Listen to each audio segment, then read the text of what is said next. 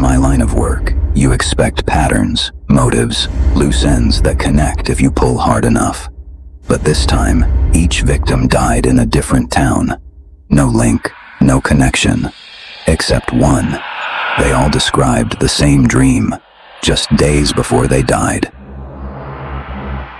Rafael Mendez. They call me the Walker. I am a myth, a legend, a mysterious detective. I close unsolved crimes that others would rather classify as beyond normal. But to me, it's just my regular job.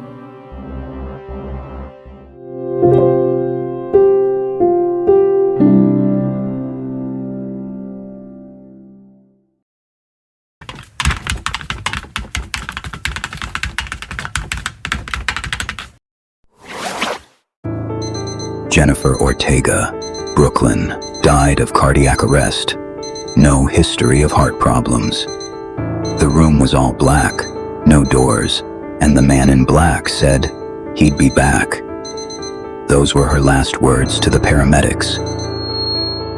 6 victims from 6 different cities. No forensic overlap. I thought it was coincidence until the dream started matching word for word.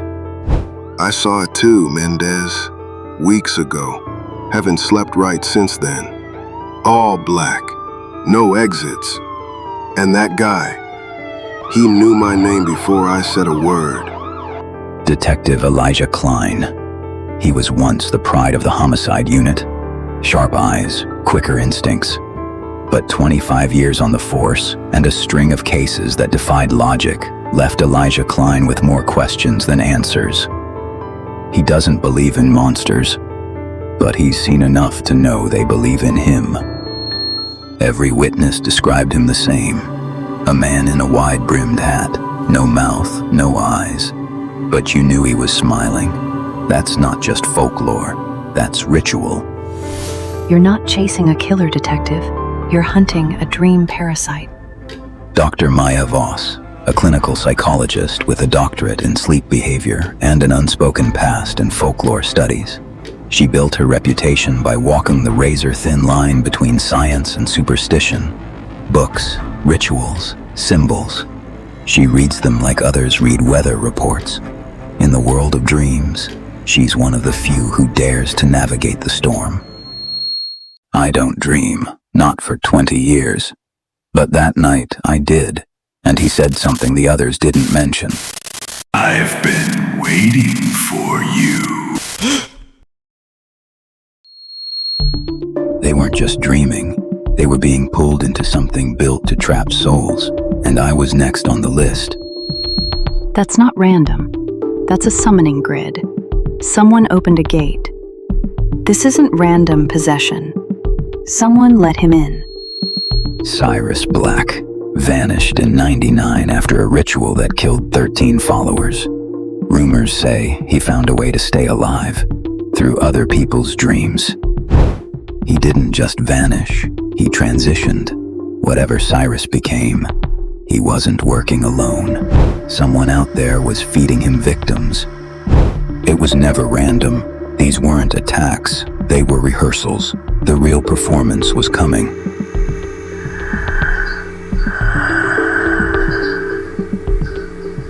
I don't run from warnings, I answer them.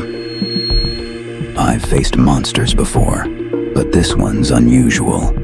He knows how to make you think he's already inside your head, but that's his mistake. I've lived with ghosts longer than he thinks.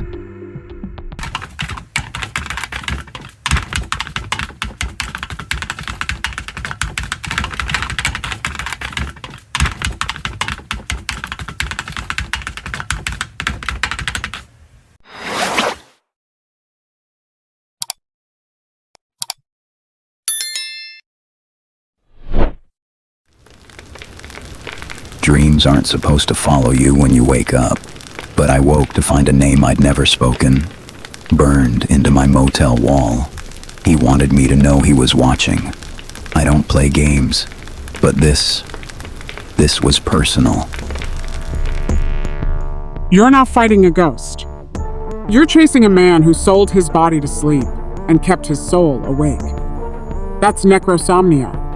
Anaïs Rivera, a former cult deprogrammer turned supernatural tracker. She's known for her steel prosthetic hand, sharper attitude, and a personal vendetta that never slept. There are scars you see and scars you don't. Anaïs Rivera had both. She doesn't believe in saving the world, only in stopping the worst of it from spreading. If something ancient needed burning, Anaïs was usually the one holding the match. Every dream he sends opens a door wider, but the black sun in the center, that's where he lives. That's where I had to go. He's cutting the door into me. He's trying to break into a vessel. That's why they die. They collapse when he fails to take over. They weren't just marked. They were carved from inside out. He said I wasn't ready to believe, that when I was, he'd already be inside.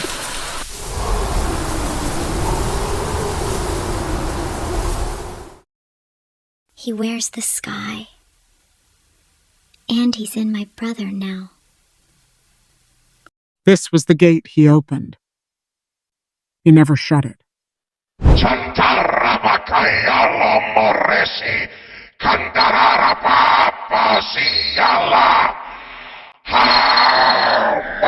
too late, Rafael.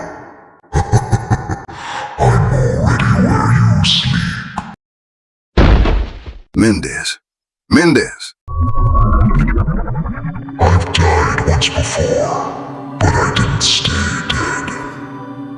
Let me show you how it feels.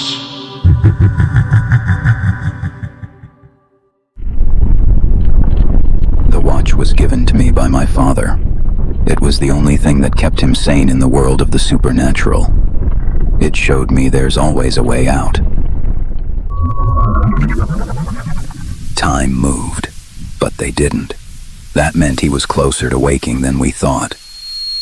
He's been hiding in other people's dreams, feeding on trauma. But now, I'm going in awake.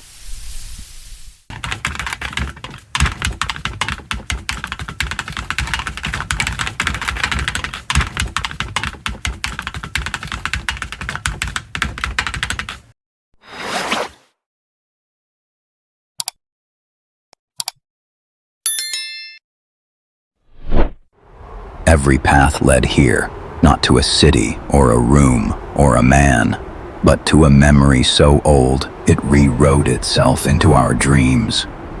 Cyrus Black wasn't born, he was conjured. Cyrus's first victim wasn't someone else. It was the child he used to be. The state forgot this orphanage existed, but not him. He was 5 when he started having the same nightmares, but he did not know the man in the hat was his future self. No one came to stop it, so he made a pact with something that answered. We have one shot.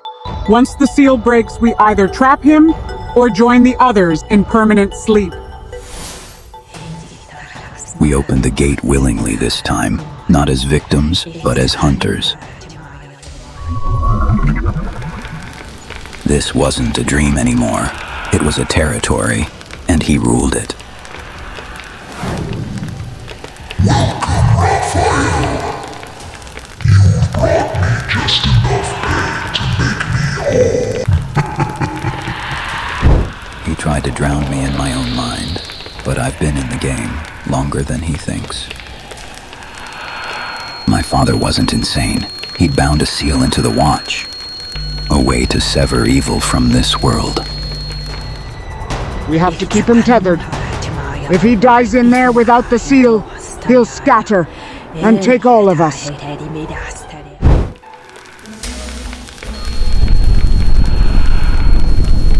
He bled like a man, squealed like something older.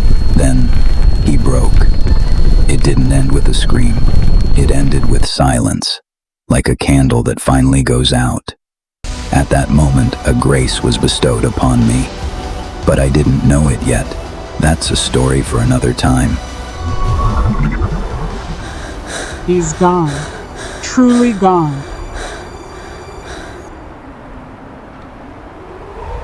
They've stopped dreaming. All of them. No more doorless rooms. No more waking screams. But I couldn't help the unsettling feeling in my gut. Cyrus Black wasn't working alone. Someone was feeding him the victims. Someone alive.